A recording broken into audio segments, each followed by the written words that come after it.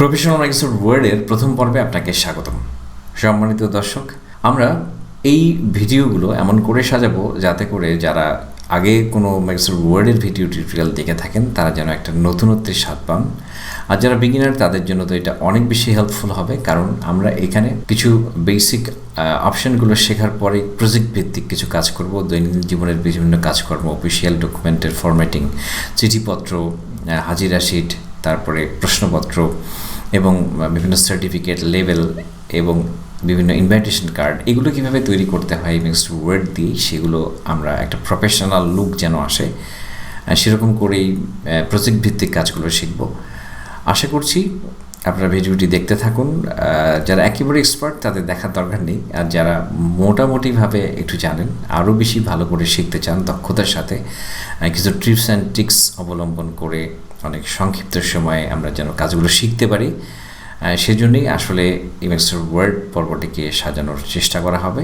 আশা করছি আপনারা পাশে থাকবেন। চলুন তাহলে শুরু করা যাক। প্রথমেই আমি ডেস্কটপের একটা ফাঁকা জায়গায় মাউস ক্লিক করে এখানে নিউ থেকে একটা ফোল্ডার ক্রিয়েট করে নিলাম এবং এই ফোল্ডারটার নাম আমি দিয়ে দিচ্ছি ওয়ার্ড।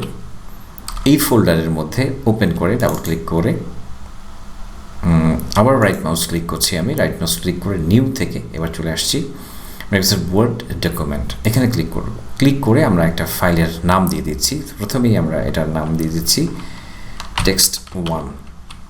তো এভাবে আমরা কেন সেভ করলাম, অনেক সময় ফাইল সেভ করতে আমাদের মনে থাকে না, তো সেই জন্য আমরা প্রথমেই ফাইলটি সেভ করে নিলাম এবং সেভ করে নেওয়ার পর এখানে আমরা যদি সেভ করার সময় এই ফাইলের পাশে কিছু এক্সটেনশন দেখে থাকি, তাহলে আমরা সেটাকে কীভাবে রিমুভ করবো এই অবস্থায় পাবো সেটি দেখার জন্য আমি দেখাচ্ছি যে ভিউ থেকে আমরা যদি এই চেকবক্সটা ফাইল নেম এক্সটেনশনস এখানে চেক করি, তাহলে আমাদের ফাইল নেমের সঙ্গে একটা এক্সটেনশন দেখাচ্ছে।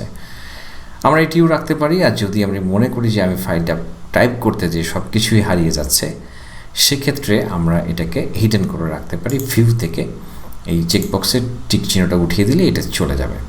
আর এই ভিউগুলোতে আমরা কিন্তু চেঞ্জ করতেই পারি, বিভিন্ন জনের বিভিন্নভাবে থাকে, আপনারা সেটি জানেন, তো আমি সেটি আর দিকে যাচ্ছি না। এবার আমি এটাকে জাস্ট ওপেন করব।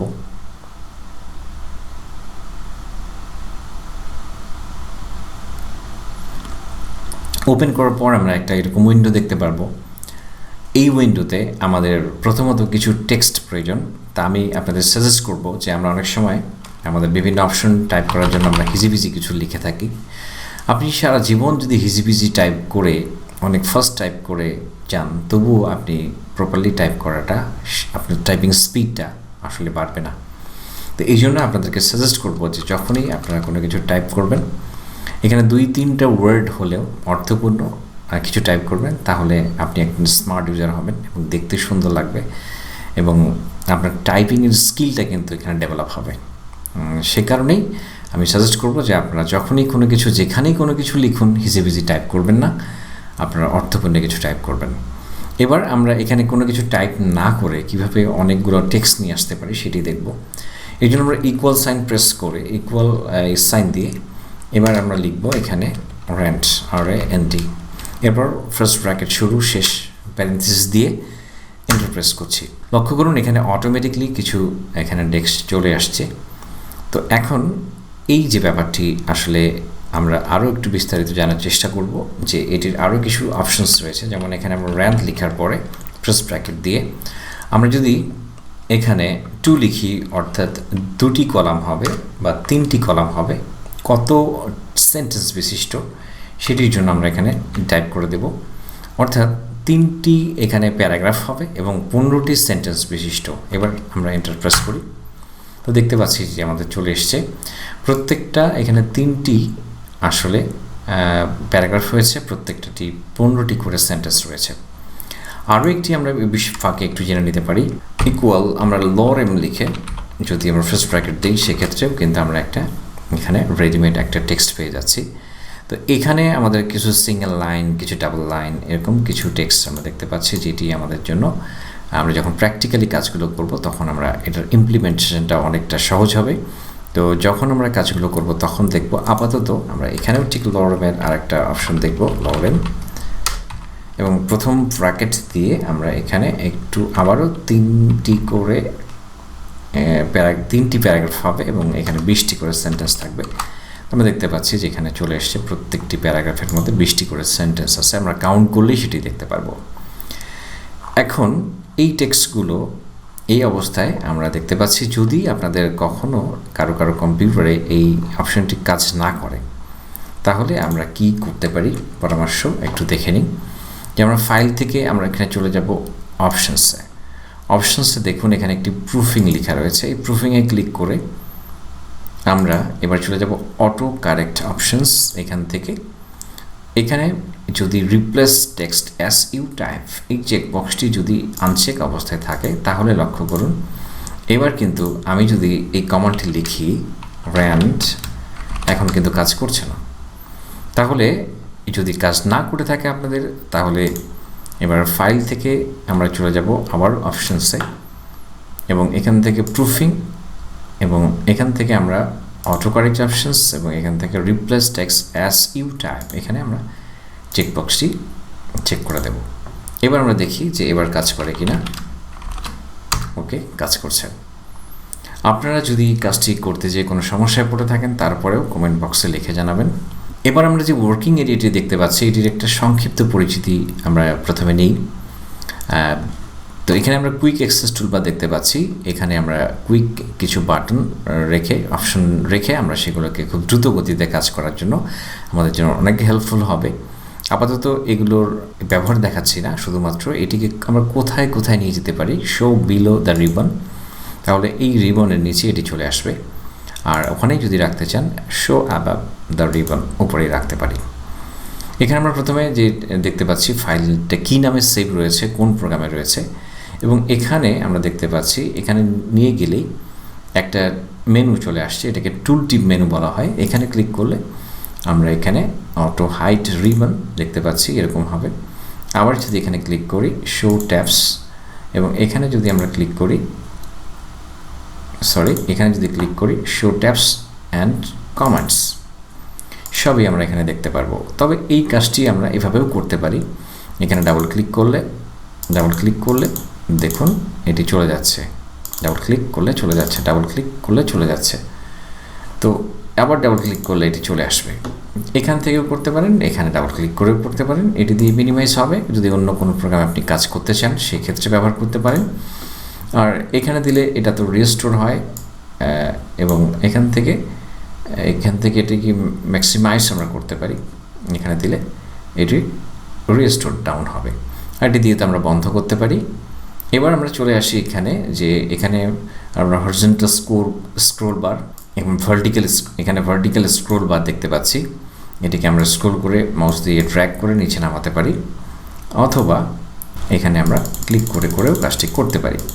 এবার আমরা দেখতে পাচ্ছি এখানে প্লাস আইকন রয়েছে, এখানে ক্লিক করলে আমাদের জুম হচ্ছে, এখানে জুম ইন, এখানে জুম আউট।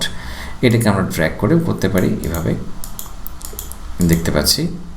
তো এইভাবে রেখে দিলাম। এরপরে আমরা এখানে দেখতে পাচ্ছি যে ওয়েব লেআউট, নর্মালি একটা ওয়েব পেজগুলো যেভাবে থাকে, এখানে যতগুলো পেজই থাকুক না কেন এগুলো কিন্তু সব একটা পেজের মতো করে ওয়েব পেজের মতো দেখাবে। এবার আমরা যদি এখানে ক্লিক করি তাহলে নর্মালি যেটি প্রিন্ট লেআউট অপশন, যখন আমরা কাজ করি তখন এই অপশনটি সবাই প্রেফার করে।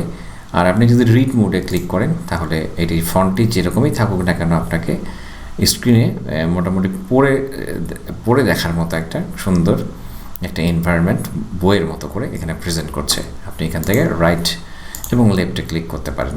নর্মালি যেহেতু আমাদের প্রিন্ট লেআউট অপশনে থাকে আমি এখানে ক্লিক করে দিচ্ছি। এরপর আমরা ঠিক বাম দিকে চলে আসি, কয়টি পেজের মধ্যে আপনি কততম পেজে অবস্থান করছেন এখানে ক্লিক করলে আমরা সেটি দেখতে পাচ্ছি। স্ক্রল করে দেখতে পাচ্ছি এখন পেজ 2-তে রয়েছি এবং এখানে কতগুলো ওয়ার্ড রয়েছে সেগুলো আমরা দেখতে পাচ্ছি। এখন এখানে কোনো প্রুফিং এরর থাকলে আমরা প্রুফিং এররটা পাবো এবং এগুলো অপশানগুলো আমরা সময় মতো সবগুলো দেখে নেব। আপাতত আমাদের যে কাজটি সেটি হচ্ছে আমরা যেটি দেখবো আজকে খুব ইম্পর্ট্যান্ট। প্রথম অবস্থায় যখন আমরা কোনো একটা কাজ শুরু করি সেটিকে সেভ করে রাখাটা আমাদের জন্য গুরুত্বপূর্ণ বিষয়।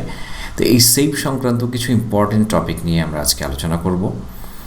এখন আমরা চলে যাচ্ছি প্রথমে, যখন কোনো একটা ফাইল আমি আগেই সেভ করে রেখেছি, যার কারণে এখানে জাস্ট সেভ বাটনে ক্লিক করলেই এটি ওই ফাইলের মধ্যে আপডেট হতে থাকবে যতগুলো চেঞ্জ করলাম। আর যদি এখানে আমরা যে সেভ অ্যাস অপশানটি হচ্ছে আমরা যদি এই ফাইলটিকে ওই ফোল্ডারের মধ্যে ভিন্ন কোনো নামে সেভ করতে চাই, তাহলে এখানে জাস্ট ফাইলের নামটি চেঞ্জ করে দিয়ে এখানে সেভ করলে আমরা ওই ফাইলটিকে অন্য একটা নামে দেখতে পারবো। চলুন আমরা দেখি যে অন্য একটা নামে ফাইলটি সেভ হয়েছে, একই ফাইল। তাহলে সেভ অ্যাসের কাজ হচ্ছে এটার মতো করে অন্য কোনো একটা ফাইলকে ব্যাকআপ রাখার ক্ষেত্রে আমরা ব্যবহার করে থাকি। অন্য কোনো একটা নামে বা অন্য কোনো লোকেশনে একই নামে আমরা সেভ করতে চাইলে জাস্ট ব্রাউজ করে আমরা এবার ডেস্কটপে দিয়ে দিচ্ছি যে এটা টেক্সট2 নামেই থাকবে, ডেস্কটপে সেভ করলাম। তাহলে আমরা টেক্সট2 নামে ডেস্কটপে একটা ফাইল দেখতে পাচ্ছি। তো সেভ এবং সেভ অ্যাসের প্রাথমিক যে ব্যাপারটি সেটি আমরা বুঝলাম। প্রথম অবস্থায় সেভ বাটনটি ফাইল সেভ করার কাজে ব্যবহার করা হয় একটা নতুন নাম দিয়ে। চলুন তাহলে আমরা এবার দেখে নিই। এবার ক্লোজ করে দিলাম।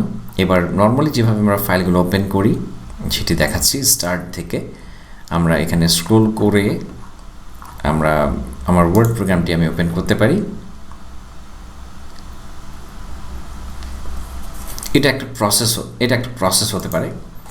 অথবা আমরা সার্চ বক্সে যদি ওয়ার্ড বা ওয়ার্ড লিখলাম তাহলে ওয়ার্ডের প্রোগ্রামটি আইকনটি চলে আসছে, সেখানেও ক্লিক করতে পারি। অথবা আমরা এখানে ওয়ার্ড যদি টাইপ করি, ওয়ার্ড লিখে এন্টার প্রেস করলেও চালু হয়ে যাবে। আপনারা কোনো শর্টকাট আইকন তৈরি করে নিতে পারেন ডেস্কটপে, অথবা এখানেও আমরা পিন করে রাখতে পারি যদি সবসময় কাজ করে থাকি সেক্ষেত্রে। তো চলুন এবার আমরা আবারও একটু প্রোগ্রামটা ওপেন করি। এবার ওয়ার্ড